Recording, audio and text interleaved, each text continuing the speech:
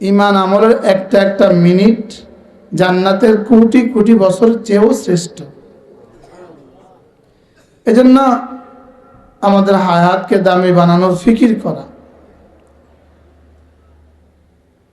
ঈমান, আমল, ইহসান, তাকওয়া, এই চারটা হলো আমার জীবনের মূল কাজ। আর এই চারটা আসবে না ইলম ছাড়া। তাহলে এই মোট পাঁচটা হলো আমার জীবনের মূল কাজ। ইলম, বলেন ইলম, ঈমান, আমল, ইহসান, শব্দ ইহসান, ইহসান, তাকওয়া, মুসাফা। এই পাঁচটা। ইলম হলো বেজের মতো, ইলম হলো মাওকুফ আলাই, ইলম হলো যার উপরে বাকি চারটা নির্ভর করে। Short column, grade beam, filler, এরপরে ছাদ। লেকিন বেজ ছাড়া এগুলো কোনটা টিকবে বলেন? টিকবে? কোনটা কি কোন অস্তিত্ব আছে বেজ ছাড়া? ঠিক তেমনি ভাবে ঈমান, আমল, ইহসান, তাকওয়া, এই চারটা হলো ঘর, আর ইলম হলো বেজ। সুবহানাল্লাহ বলেন। তো বেজ ছাড়া ঘর অচল, ইলম ছাড়া বাকি জিন্দেগি অচল। বলেন ইলম ছাড়া বাকি জিন্দেগি কি? আবার বলেন, বুঝে বলেন। বেজ ছাড়া ঘর অচল। আমাদের এত অসংগতি কেন? শুধুই ইলমের অভাবে। বাস্তবটা বাস্তব বলেন। আর ইলম বলতে কি, কোনটাকে ইলম বলে? যে এটা দিয়ে আল্লাহকে চিনা যায়, এটাকে ইলম বলে। বলেন যেই বিদ্যা দিয়ে, বলেন যেই বিদ্যা দিয়ে আল্লাহ তাআলাকে চিনা যায়, এটাকে বলে ইলম। এটাকে বলে কি বলেন? ইলম। এজন্য আমাদের মাদ্রাসাগুলো হলো এই ইলম শিখা। এই মাদ্রাসাগুলো আছে বলেই আপনার আর আমার মধ্যে ঈমানের শেষ বিন্দু আছে। তো আমাদের ঈমান, এই মাদ্রাসা হলো এই ঈমানের মাওকুফ আলাই, বুনিয়াদ। এজন্য বিখ্যাত মুহাদ্দিস আল্লামা ইবনুল কাইয়িম আল জাওজিয়্যা আলাইহির রাহমাত, তিনি লিখেছেন, সারা পৃথিবীর সমস্ত ইবাদত হলো আঙ্গুলের মাথার পানি, আর শুধুই জিহাদ হলো সমুদ্রের অবশিষ্ট পানি। বলেন সারা দুনিয়ার সমস্ত নফল ইবাদত আঙ্গুলের মাথার পানির বরাবর, আর জিহাদ সমুদ্রের অবশিষ্ট পানি। এবার তিনি বলেন সারা দুনিয়ার সমস্ত নফল ইবাদত যোগ জিহাদ সমান সমান আঙ্গুলের মাথার পানি, শুধুই তলাবুল ইলমে, ইলম তালাশ করা হলো সমুদ্রের অবশিষ্ট পানি। কি বুঝছেন বলেন? কিছু বোঝা গেছে? কি বুঝলেন? যেমন ধরেন ইলমের গুরুত্ব, যেমন ধরেন ইনি একজন বসে বসে দোয়া করছে, দোয়া অনেক লম্বা সময় লাগিয়ে, লম্বা সময় নিয়ে দোয়া করছেন। তো আপনি বলবেন নিশ্চয়ই ইনার দোয়াটা অনেক দামি, ইনি এই মুহূর্তে অনেক ভালো কাজ করছেন। লেকিন আরেকজন মানুষ বসে বসে জিকির করছেন। যদি 800 কোটি মানুষ পৃথিবীতে একসাথে দোয়া করে, যেই পরিমাণ দামি হবে, ওই জিকিরওয়ালার আধা ঘন্টার দাম তার চেয়ে বেশি। এবার 3 নাম্বার আরেকজনে বলল যে আমি জিকিরওয়ালার চেয়ে দামিটা করব। ইনি বসে বসে তেলাওয়াত শুরু করে দিলেন। এবার জিকিরওয়ালা যদি 800 কোটি হয়, যে পরিমাণ দাম হবে, ওই তেলাওয়াতওয়ালার আধা ঘন্টার দাম তার চেয়ে বেশি। কয়টা পাইলাম বলেন? কি কি? জিকির, দোয়া, দোয়া, জিকির, তেলাওয়াত। কোনটার চেয়ে কোনটা দামি? আমি কি কিছু বুঝাতে পারছি আপনাকে? এবার আরেকজন ভাবলো আমি 3টা কাজের চেয়ে দামিটা করব। তিনি নফল নামাজে দাঁড়িয়ে গেলেন। সুবহানাল্লাহ। এই নফল নামাজটা দোয়া, জিকির, তেলাওয়াতের চেয়ে কোটি কোটি গুণে বেশি দামি। কারণ এই নফলের মধ্যে দোয়াও আছে, জিকিরও আছে, তেলাওয়াতও আছে। সুবহানাল্লাহ। কয়টা হলো? এবার আরেকজন ভাবলেন এই 4টার চেয়ে আমি আরো দামিটা করব। তো ইনি এবার দাওয়াত ও তাবলীগ শুরু করে দিলেন। ইনি ফরজ ও ওয়াজিবের পাশাপাশি যখনই সুযোগ পান তখনই মানুষকে আল্লাহ তাআলার দিকে ডাকেন। এই ইনারেই ডাকাটা ওমান আহসানু কাওলাম মিম্মান দাআ ইলাল্লাহ, ইনারেই ডাকাটা আগের ওই 4 দল যদি 800 কোটি মানুষ হয়ে যায়, এই 800 কোটি মানুষের চেয়ে ইনারেই ডাকাটার দাম আল্লাহ তাআলার কাছে বেশি। 5টা কিন্তু হয়ে গেল, কি কি বলেন? দোয়া, জিকির, তিলাওয়াত, নফল নামাজ, এবার কি? দাওয়াত। এবার আরেকজন ভাবলো আমি এর চেয়ে দামিটা করব। এবার ইনি না কোনো যুদ্ধের ফ্রন্টে গিয়া কোনো মুজাহিদিনদের সাথে মিলে গেল। এই মুজাহিদের দাম সারা পৃথিবীর সমস্ত মুবাল্লিগিনের চেয়ে বেশি। সুবহানাল্লাহ বলেন। কয়টা পাইলাম বলেন? দোয়া, জিকির, তিলাওয়াত, নফল ইবাদত, দাওয়াত তাবলীগ, এবার কি? এবার আরেকজন ভাবলো আমি এর চেয়ে দামিটা করব। প্রশ্ন, এর চেয়ে দামি কি? এর চেয়ে দামি হলো ইলম শিখা, শিখানো। সুবহানাল্লাহ, কি বুঝছেন বলেন?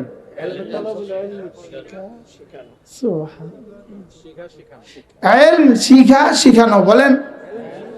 আপনি বলবেন হুজুর এটা সবচেয়ে দামি কেন? কারণ ইলম শিখা, শিখানো দিয়ে জিহাদও জিন্দা হবে, তাবলীগও জিন্দা হবে, নওয়াফিলও জিন্দা হবে, তেলাওয়াতও জিন্দা হবে, জিকিরও জিন্দা হবে, দোয়াও জিন্দা হবে। এবার বলেন তো 7 নম্বরটা দিয়ে কি কি জিন্দা হবে? আগেরগুলো দিয়ে কিন্তু একটা জিন্দা হবে। ওই দোয়াওয়ালা নিজের যা পাওয়ার পেয়ে গেল, ওই জিকিরওয়ালা নিজের দুনিয়া আখিরাতে দামি হয়ে গেল, ওই তেলাওয়াতওয়ালা অনেক বেশি নেকি পেয়ে গেল, ওই নফলওয়ালা নিজের আরো বেশি লাভ হয়ে গেল, ওই দাওয়াতওয়ালা হাজারো মানুষের নেকি নিজে পেয়ে গেল, ওই জেহাদওয়ালা দিয়ে হাজারো লাখো মানুষ দিন পেয়ে যাবে, এবারে ইলমওয়ালা দিয়ে হাজারো লাখো মুজাহিদ তৈরি হবে। এবার বলুন তো দেখি ইলমের দাম কত? সুবহানাল্লাহ বলেন। এবার যাদের মাল ওই ইলমের জন্য লাগছে তাদের দাম কত হবে? আমি কি বুঝাইতে পারছি? এবার একজন মানুষ যদি এই 8 দলের প্রত্যেক দলের মধ্যে যদি ওনার নাম থাকে, এবার ওনার দাম কেমন হবে? সুবহানাল্লাহ বলেন।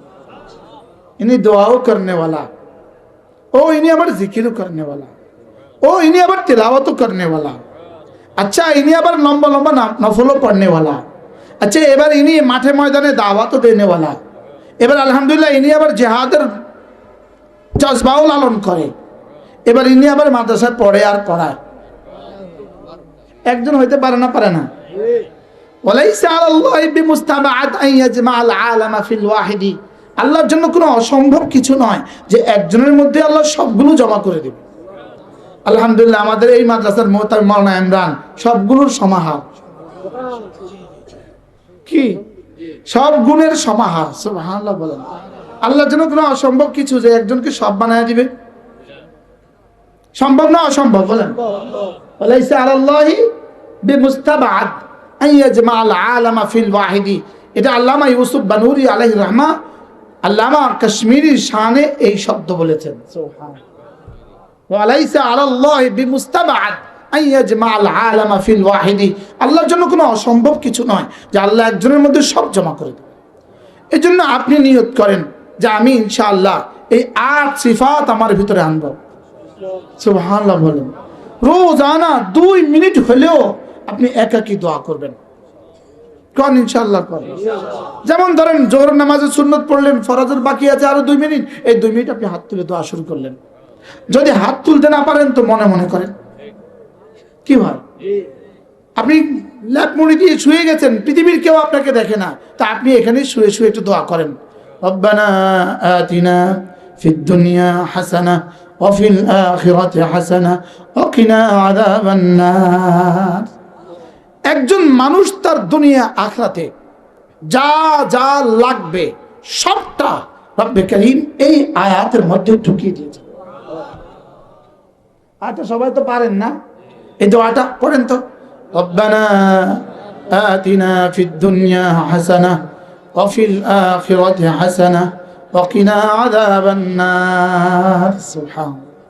তাহলে আপনি মাঝে মাঝে যদি এটা পড়েন কেমন হবে বলেন ইনশাআল্লাহ? শুধু হুজুরে পড়বে, আপনি আমিন বলবেন কেন? আপনি নিজেও নিজেরটা পড়েন, ঠিক হয় না ইনশাআল্লাহ? 1 নম্বর পাইছি দোয়া, 2 নম্বর কি পাইলাম? 2 নম্বর কি পাইলাম? এবার জিকির অভ্যাস করেন, মাঝে মাঝে নিজে নিজে পড়তে থাকেন, সুবহানাল্লাহ সুবহানাল্লাহ সুবহানাল্লাহ সুবহানাল্লাহ সুবহানাল্লাহ সুবহানাল্লাহ সুবহানাল্লাহ সুবহানাল্লাহ সুবহানাল্লাহ সুবহানাল্লাহ। পড়বো তো? কয়টা গেল? এবার মাঝে মাঝে আপনি পড়তে থাকেন, বিসমিল্লাহির রহমানির রহিম, কুল হুয়াল্লাহু আহাদ, আল্লাহুস সামাদ, লাম ইয়ালিদ ওয়া লাম ইউলাদ ওয়া লাম ইয়াকুন লাহু কুফুয়ান আহাদ। বিসমিল্লাহির রহমানির রহিম পড়েন, কুল আউযু বিরাব্বিল ফালাক, মিন শাররি মা খালাক, ومن شر غاسق إذا وقب، ومن شر النفاثات في العقد، ومن شر حاسد إذا حسد. بسم الله الرحمن الرحيم، قل أعوذ برب الناس، ملك الناس، إله الناس، من شر الوسواس الخناس الذي يوسوس في صدور الناس من الجنة والناس. কি হয়ে গেল? সুবহানাল্লাহ বলে 3টা প্র্যাকটিক্যাল হয়ে গেল। 1 নম্বর কি? 2 নম্বর কি? 3 নম্বর কি? এবার দেখেন, মান শাগালাহু যিকরি আন মাসআলাতি আতাইতুহু আফদালা মা উতিয়াস সাইলিন। আল্লাহর নবী বলেন, একজনে বসে বসে দোয়া করলো, আরেকজনে বসে বসে জিকির করলো, ইনি জিকিরের জন্য দোয়া করার টাইম পাইল না। এবার রাসূল বলেন, জিকিরওয়ালা, দোয়া করনেওয়ালা, সারা দুনিয়ার মানুষ দোয়া করলে রব তাকে যে পরিমাণ দান করবেন, জিকিরওয়ালাকে তার চেয়ে বেশি দান করবেন। এবার একজনে জিকির করলো, আরেকজনে তেলাওয়াত করলো। এবার রাসূল বলেন, আমার কোরআন, আল্লাহ তাআলা বলেন, কোরআনে কারীমের তেলাওয়াত যাকে জিকির থেকে বঞ্চিত করলো, সে আর জিকির করতে পারলো না কোরআনে কারীমের তেলাওয়াতের কারণে। এবার সারা দুনিয়ার মানুষ জিকির করলে যে পরিমাণ দিবে, কোরআনে কারীমের তেলাওয়াত ওয়ালাকে তার চেয়ে বেশি দিবে। কয়টা হয়ে গেল বলেন? দোয়া, জিকির, তেলাওয়াত। আবার বলেন দোয়া, জিকির, তেলাওয়াত বলেন।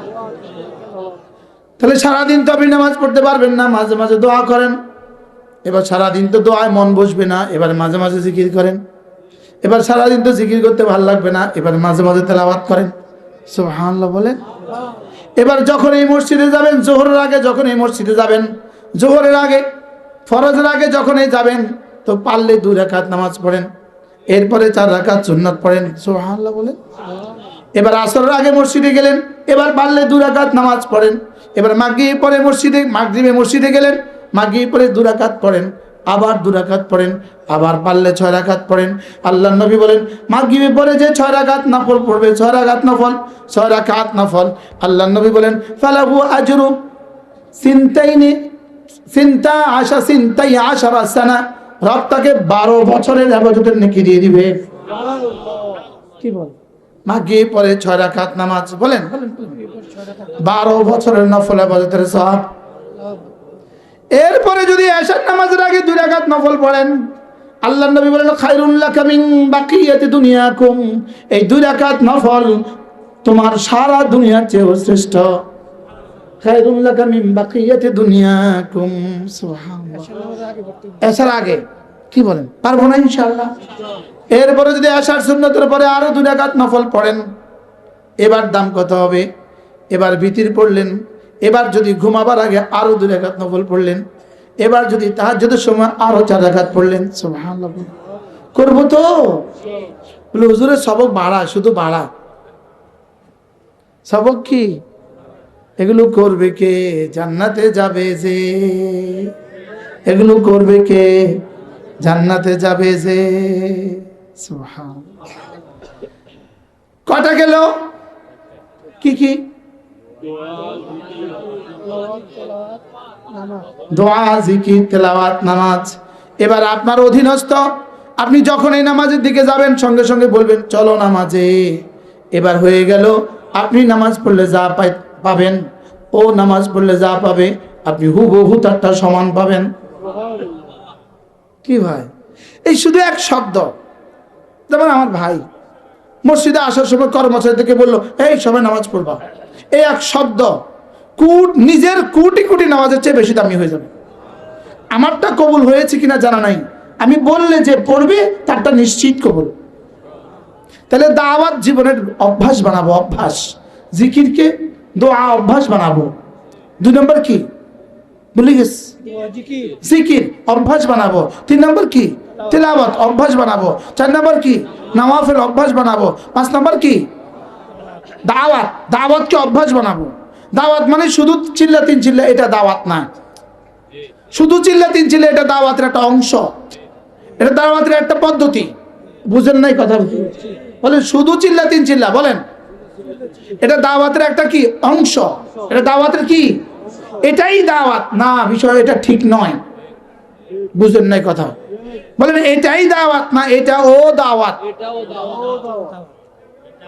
এটাও দাওয়াত। তাহলে তাবলীগের যে চিল্লাতিন চিল্লা এটা কি, এটাও দাওয়াত। মাঝে মাঝে এটাও করব। এবার ইনশাআল্লাহ জোরে কোনা দেখছেন না? মাঝে মাঝে 3 দিনের জন্য তাবলীগে যাব, মাঝে মাঝে চিল্লাতিন চিল্লা লাগাবো, বলেন ইনশাআল্লাহ। কারণ কি এটাও দাওয়াত। এরপরে দিলে এই কথা লালন করতে হবে, যদি খোদা না খাস্তা বাংলাদেশে ভিন শক্তি কখনো হানা দেয়, তাহলে ভিন শক্তির মোকাবেলায় আমি আমার জান মাল দিয়ে জিহাদ করব। বলেন ইনশাআল্লাহ, বলেন ইনশাআল্লাহ। এটা লালন করতে হবে দিলে, এটা দিলে কি করতে হবে বলেন, এটা দিলে লালন করতে হবে। এরপরে হলো এই 60টা আমি জিন্দেগিতে, আমি আমার জীবনে, আমার সমাজে এই 60টাকে বাস্তবায়ন করব। আমি আমার সমাজে জিহাদ বাস্তবায়ন করব, আমি আমার সমাজে দাওয়াত বাস্তবায়ন করব, আমি আমার সমাজে নামাজ বাস্তবায়ন করব, আমি আমার সমাজে তেলাওয়াত বাস্তবায়ন করব, আমি আমার সমাজে জিকির বাস্তবায়ন করব, আমি আমার সমাজে দোয়া বাস্তবায়ন করব। আর এর জন্য শেষ সবক মাদ্রাসা, এছাড়া আর কোনো বিকল্প নাই। আমি কি বুঝাইতে পারছি আপনাকে? বলেন। এই জন্য চলেন নিয়ত করি ইনশাআল্লাহ মাদ্রাসাকে জীবন দিয়ে ভালোবাসবো ইনশাআল্লাহ। মাদ্রাসার 3 জিনিসের নাম, মুসলমানদের দোয়া, মুসলমানদের মাল, মুসলমানদের সন্তান। শুধু কি বারুল উলুম মাদ্রাসা না, আরো মাদ্রাসা আছে? হ্যাঁ, আপনি কয়টা দিবেন? যেখানে যেখানে সাধ্যে কুলায়। আমি কে সারা বাংলাদেশ দিতে পারবো, আমি কে সারা বাংলাদেশ দিতে পারবো। যেটা যেটা আপনার পছন্দ লাগে, যেটা যেটা আপনার সাধ্যে কুলায়। এই বারুল উলুম মাদ্রাসা, ছোট্ট একটা মাদ্রাসা দিয়ে পথ চলা, এটা ভাঙা বাড়ি দিয়ে পথ চলা, আজকে আলহামদুলিল্লাহ আপনাদের সামনে এত সুন্দর আয়োজন। এখন মোট ছাত্র সংখ্যা কত? 260 জন। মাশাআল্লাহ। বল ওস্তাদ কত? 17 জন ওস্তাদ। ছাত্র নেওয়ার জায়গা হয় না। আল্লাহ তাআলা যেন এই মাদ্রাসাকে কবুল করেন। আল্লাহ হাজী সাহেবের হায়াতের মধ্যে বরকত দান করেন। তার দমে হায়াত, জীবনের শেষ নিঃশ্বাস পর্যন্ত আপনি এই মাদ্রাসা নিয়ে বেঁচে থাকবেন, এটাকে বুকে লালন করবেন ইনশাআল্লাহ। ঠিক আছে না? ইনশাআল্লাহ এটাকে আপনার আরেকটা সন্তান বানাবেন, সন্তান, যেটা আমার আরেকটা সন্তান। ঠিক আছে না? ইনশাআল্লাহ। আজ হিসাবে কিন্তু ছেলে নাই, এটাই এক ছেলে, এটাই একটা সন্তান। আমাদের হযরত মাওলানা আশরাফ আলী সাহেব রহমাতুল্লাহ আলাইহি সবসময় বলতেন